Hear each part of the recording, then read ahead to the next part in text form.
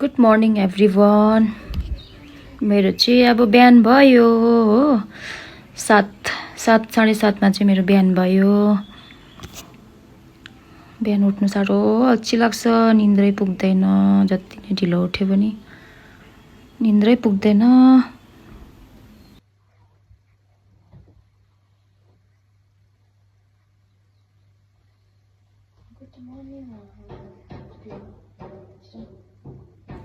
नानीलाई पनि उठाइराखेर म चाहिँ निस्केँ अब बेडबाट। त्यहाँबाट चाहिँ उठेर खिड्की खोलिराखेर चाहिँ खिड्कीहरू खोलिराखेर म चाहिँ जान्छु किचनतिर।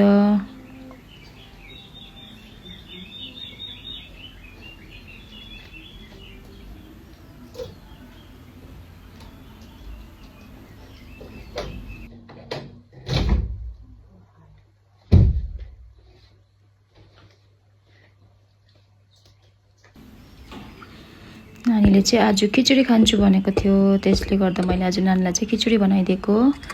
त्यहाँबाट यहाँ दुध उम्लिँदैछ।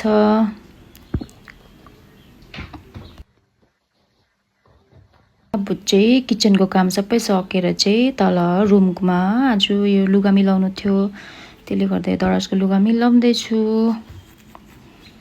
त्यहाँबाट यो ओछ्यानहरू बिहान सुतेर ओछ्यानहरू यत्तिकै हुन्छ, उठाउनु भ्याउँदैन बिहान चाहिँ हो। नानीलाई स्कुल नपठाइसम्म चाहिँ बिहान चाहिँ यत्तिकै हुन्छ।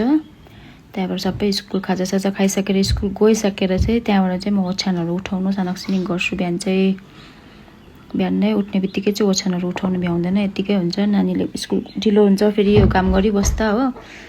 बिहान 4-5 बजी उठौँ भन्दाखेरि निन्द्राले छोड्दैन, त्यसले गर्दाखेरि ओछ्यानहरू चाहिँ यत्तिकै राखेर सानकसिनिक सबै सकिसकेर चाहिँ त्यहाँबाट मात्रै फ्री हुन्छ। सबै सानकसिनिक गरिहाल्छु। ओछ्यानहरू सबै उठाइसक्यो हो। सानकसिनिक यो सिनिकै सिटिङ रुमहरू सिनिकै पारिहाल्यो। मेरो चाहिँ ओछ्यान उठाएकै थिइनँ, बिहान यत्तिकै थियो उठेर, त्यसले गर्दा चाहिँ मेरो ओछ्यान उठाउँदैछु।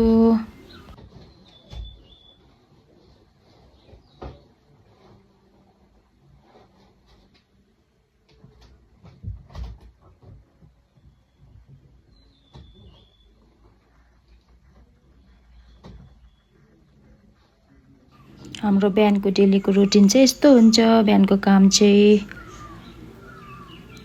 यसरी चाहिँ बिहानको काम सकिन्छ। Okay, bye bye, thank you for watching, have a nice day everyone.